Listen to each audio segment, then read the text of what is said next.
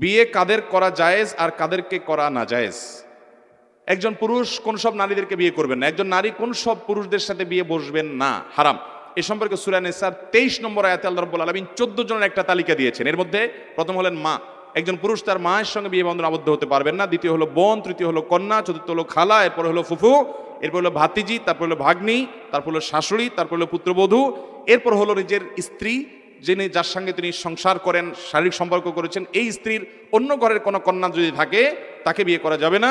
ঠিক একইভাবে কোনো মহিলাকে আপনি বিয়ে করেছেন, তার বোনকে এই মহিলা স্ত্রী থাকার কারণে একসাথে দুই বোনকে বিয়ে করতে পারবেন না। এই মহিলার সাথে তালাক হয়ে গেছে, মারা গেছে, তখন করতে পারবেন। এর পাশাপাশি অন্যের স্ত্রী থাকাকালীন অবস্থায় ভদ্র মহিলাকে আপনি বিয়ে করতে পারবেন না। এছাড়া অন্যান্য মহিলাদেরকে আপনি বিয়ে করতে পারবেন। যাদেরকে আপনি বিয়ে করতে পারবেন না তাদের সাথে আপনার দেখা দেওয়া জায়েজ, কারণ তাদের সাথে আপনার রক্তের সম্পর্ক আছে। আর যাদেরকে আপনি বিয়ে করতে পারবেন তাদের সাথে দেখা করা জায়েজ নাই।